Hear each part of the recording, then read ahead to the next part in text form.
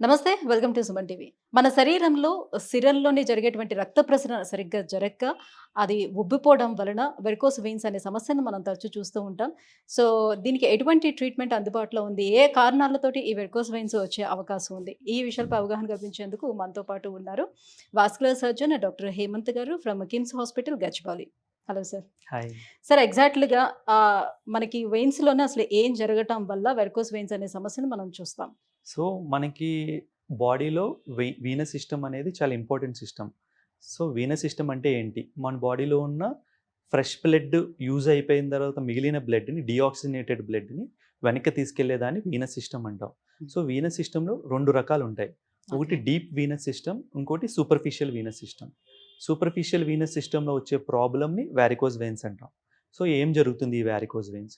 జనరల్‌గా వెయిన్స్‌లో భూమి ఆకర్షణ శక్తికి వ్యతిరేకంగా బ్లడ్‌ని హార్ట్‌కి తీసుకెళ్ళాలి. హ్మ్. సో, ఈ బ్లడ్ భూమి ఆకర్షణ శక్తి వ్యతిరేకంగా వెళ్ళటానికి 2 రకాలుగా బాడీలో సిస్టమ్ జనరేట్ అయింది. హ్మ్. ఒకటి ఏంటంటే వాల్వ్స్ ఉంటాయి.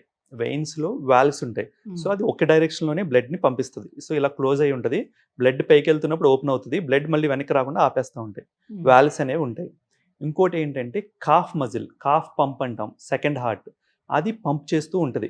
మనం నడిచినప్పుడు కానీ, కాలు కదిపినప్పుడు కానీ, మనం యాక్టివిటీస్ చేస్తున్నప్పుడు కానీ, ఆ కాఫ్ పంప్ ఏం చేస్తదంటే ఇప్పుడు సెగ్మెంట్‌కి ఇది వెయిన్ ఇలా ఉంటే మధ్యలో ఒక వాల్వ్, ఇక్కడ ఒక వాల్వ్ ఉంటది కదా!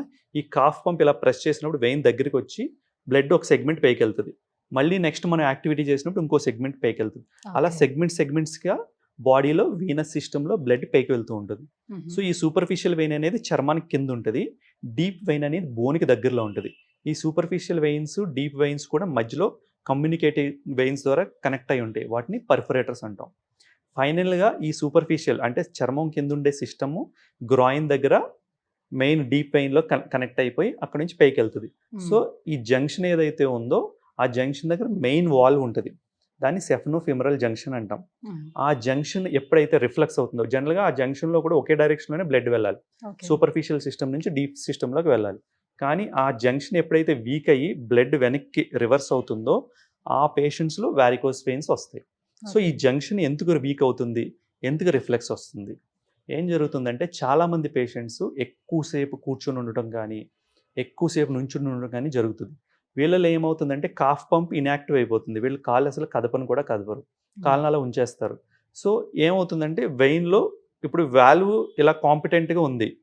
ఈ వెయిన్ అనేది ఎప్పుడైతే బ్లడ్ వెయిన్‌లో ఎక్కువ ఉండిపోయిందో పైకి వెళ్ళకపోవడం వల్ల వెయిన్ సైజ్ పెరుగుతుంది. హ్మ్. వెయిన్ సైజ్ పెరిగేసరికి ఈ వాల్వ్ డిస్టెన్స్ కూడా పెరిగిపోతుంది. ఓకే. ఈ వాల్వ్ డిస్టెన్స్ పెరగడం వల్ల బ్లడ్ రివర్స్ అవుతది. అలా ఓకే. క్రానిక్‌గా రివర్స్ అవ్వటం వల్ల ఈ వాల్వ్ వీక్ అయిపోయి డ్యామేజ్ అయిపోతుంది. సో, ఇదేంటంటే ఒక 10-15 ఇయర్స్ టైమ్‌లో పేషెంట్స్ క్రానిక్‌గా అంటే ఈ డీప్ వెయిన్స్ అనేది మీకు డ్యామేజ్ అయినా కూడా మనకి పెద్దగా తెలిసే అవకాశం ఉండదంటారా? తెలీదు. ఓకే. అవునా? డ్యామేజ్ అయిపోయి మొత్తం సింప్టమ్స్ అన్నీ వచ్చి ఫైనల్ స్టేజ్‌లోనే తెలుస్తది. సో, హుహుహు. ఇది రాకుండా మనం ప్రివెంట్ చేస్తూ కేర్ తీసుకుంటేనే బెటర్. సో, ఇది ఏంటంటే మీకు ఇందాక చెప్పినట్టుగా ఒకటి మన లైఫ్ స్టైల్ వల్ల వస్తది వారికోస్ వెయిన్స్ అనేది. ఇంకోటి ఫ్యామిలీస్‌లో రన్ అవుతూ ఉంటది. సో, హ్మ్. ఫ్యామిలీస్‌లో రన్ అయ్యేది ఎలా వస్తదంటే నేనిప్పుడు మీకు చెప్పాను గదా! ఎక్కువసేపు కూర్చొని ఉండడం వల్ల ఎక్కువసేపు నుంచొని ఉండటం వల్ల కాల్లో బ్లడ్ పూల్ అయిపోయి ఈ వెయిన్స్ సైజ్ పెరుగుతది. బ్లడ్ ఎక్కువ ఉండటం వల్ల. పంప్ అవ్వట్లేదు కదా పైకి. హ్మ్. ఎక్కువ ఉండటం వాల్వ్ ఇన్‌కాంపిటెన్స్ వస్తది. వాల్వ్ డిస్టెన్స్ వస్తడం వల్ల. కొంతమందిలో ఏమవుద్దంటే ఈ వాల్వ్స్ ఏవైతే ఉన్నాయో అవి ఆల్రెడీ ఇన్‌బోర్న్‌గా వీక్‌గా ఉంటాయి. ఓకే. స్ట్రాంగ్‌గా ఉండవు. హ్మ్. సో, వాళ్ళలో ఏమవుతదంటే బ్లడ్ పూల్ అవ్వకపోయినా సరే వాల్వ్ వీక్ అయిపోతది. అది ఓకే. ఫెమిలియల్. సో, ఇలాంటి వారికోస్ వెయిన్స్ ఏంటంటే మనకి ఫ్యామిలీస్‌లో రన్ అవుతూ ఉంటాయి.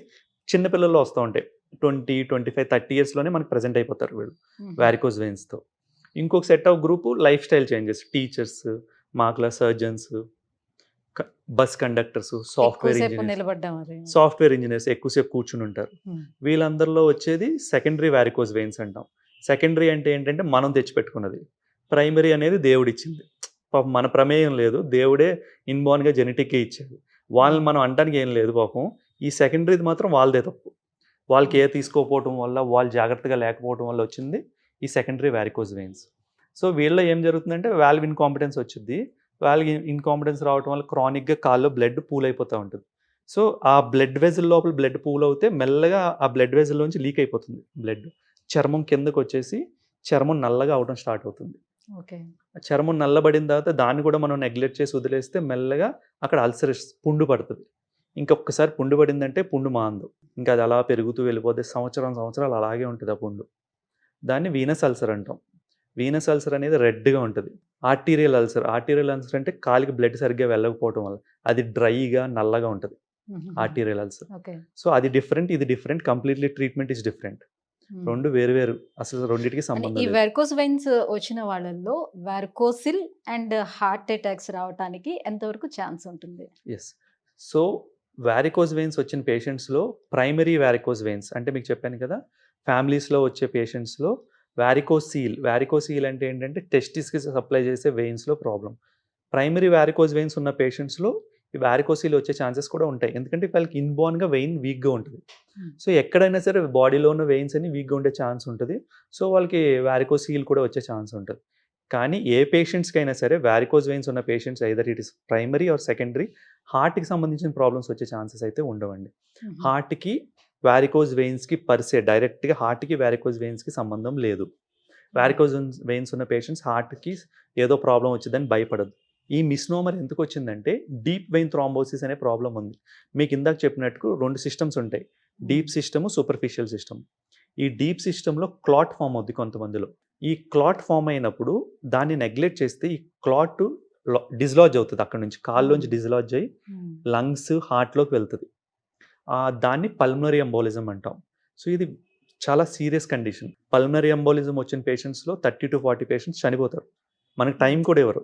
విదిన్ మినిట్స్ ఆర్ అవర్స్ చచ్చిపోతారు. అందుకు ఆ డీప్ వెయిన్ థ్రాంబోసిస్ ఉన్న పేషెంట్స్‌లో హార్ట్‌కి క్లాట్ ఎళ్లి చనిపోతారు కాబట్టి దాన్ని అలా వెయినే కాబట్టి అది కూడా ఈ superficial Venus system varicose veins కూడా వెయినే కాబట్టి ఈ వారికోస్ వెయిన్స్ ఉన్న పేషెంట్స్‌కి హార్ట్ ప్రాబ్లమ్స్ వస్తాయని మిస్నోమర్ వచ్చుండొచ్చు. కానీ వారికోస్ వెయిన్స్ ఉన్న పేషెంట్స్‌కి హార్ట్ ప్రాబ్లమ్స్ వచ్చే ఛాన్సెస్ లేవు. పర్సే వాళ్ళకి జెన్యూన్‌గానే ఏదైనా హార్ట్ ప్రాబ్లమ్ ఉంటే ఉండొచ్చు కానీ ఈ వారికోస్ వెయిన్స్ వల్ల అయితే హార్ట్ ప్రాబ్లమ్ రాదు. సో, ఇప్పుడు మరి దీనికి ట్రీట్మెంట్స్ విషయానికొస్తే దీనికి ఎక్కువగా లేజర్ ట్రీట్మెంట్ ప్రిఫర్ చేస్తా వస్తున్నారు చాలామంది. లేజర్ ట్రీట్మెంట్ అసలు ఎవరు చేసుకోవచ్చు? ఓపెన్ సర్జరీ అనేది ఎవరికి అవసరం పడుతుంది? సో, ఇదివరకు 90% ఓపెన్ సర్జరీ చేసేవారు. 10% లేజర్ చేసేవారు. ఇప్పుడు 95% లేజరే చేస్తున్నాం. ఓన్లీ 5% ఓపెన్ సర్జరీ చేస్తున్నాం. ఓపెన్ సర్జరీ అంటే ఏంటంటే ఈ డ్యామేజ్ అయిన వెయిన్ మొత్తాన్ని తీసేస్తాం. లేజర్ అంటే వెయిన్ లోపలే ఉంటది. దాన్ని బర్న్ చేసేస్తాం. ఓన్లీ డిఫరెన్స్ ఏంటంటే వెయిన్ తీయకుండా బాడీ లోపలే ఉంచి దాన్ని బర్న్ చేసేస్తే లేజర్. అది తీసేస్తే ఓపెన్ సర్జరీ. కానీ బ్లడ్ సప్లై అనేది అక్కడితో ఆగిపోతుంది కదా! మరి వెళ్ళదు కదా! యెస్. Very good. సో, ఏం జరుగుతుందంటే ఈ పేషెంట్స్‌లో సూపర్ఫిషియల్ వీనస్ సిస్టమ్ జంక్షన్ మీకు చెప్పినట్టుగా సూపర్ఫిషియల్ సిస్టమ్ డీప్ సిస్టమ్‌లోకి వెళ్తుంది కదా! ఆ జంక్షన్ రిఫ్లెక్స్ అవుతుంది. ఈ రిఫ్లెక్స్ అవ్వటం వల్ల ఏమవుద్దంటే ఈ వెయిన్ ఏదైతే డ్యామేజ్ అయిందో ఆ వెయిన్ దాని పని ఎలాగో చేయట్లేదు. పోనీ అది చేసే పని అది చేయకుండా వదిలేసినా పెద్ద నష్టం లేదు. మనకేం జరుగుతుందంటే ఈ డీప్ సిస్టమ్ ఉంది కదా! ఈ డీప్ సిస్టమ్ హార్ట్‌లోకి బ్లడ్ ఎళ్తది కదా! అది కూడా రివర్స్ అయ్యి ఈ సూపర్ఫిషియల్ సిస్టమ్ ద్వారా వెనక్కొస్తది. అంటే కాల్లో బ్లడ్ మొత్తం మళ్ళీ కాలికి వెనక్కి వెళ్ళిపోతుంది. ఈ సిస్టమ్ ఓపెన్ ఉండటం వల్ల.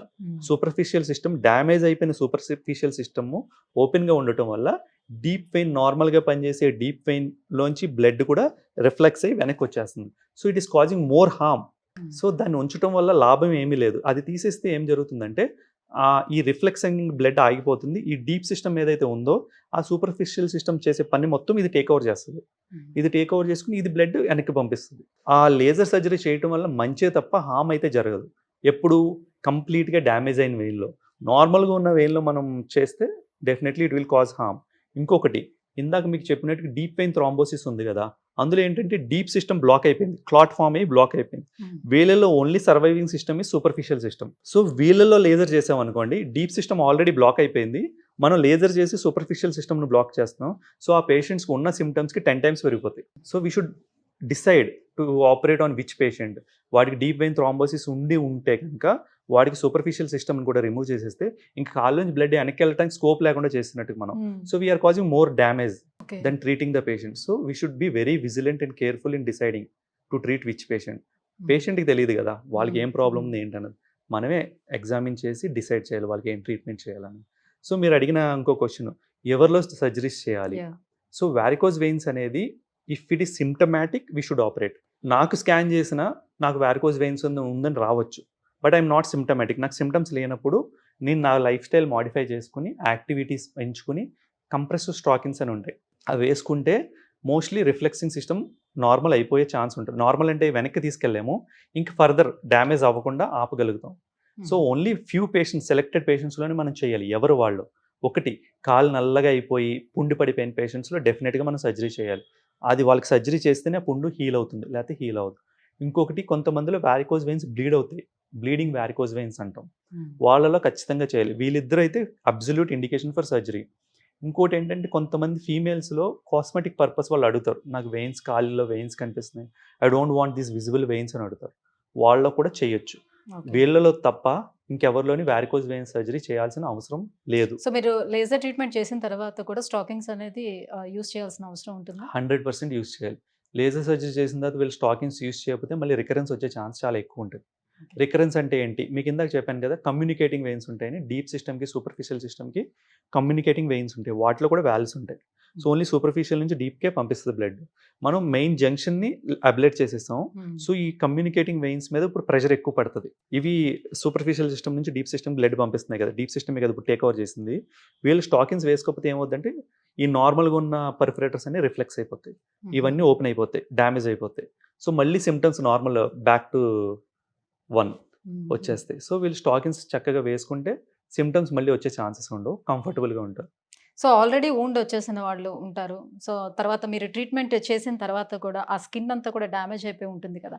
సో అది ట్రీట్మెంట్ తర్వాత నార్మల్గా తగ్గిపోతుందా, లేకపోతే ఇంకా కాస్మెటిక్ ట్రీట్మెంట్స్కి వెళ్ళాల్సిన అవసరం ఉంటుందా? సో కొంతమందిలో సివిఐ చేంజెస్ అంటాం, ఎగ్జిమాటస్ చేంజెస్, కాలు నల్లగా అయిపోతుంది. వీళ్ళలో మరీ సివియర్గా నల్లగా అయిపోయిన పేషెంట్స్కి మనం కంప్లీట్గా రికవరీ అయితే ఇవ్వలేము.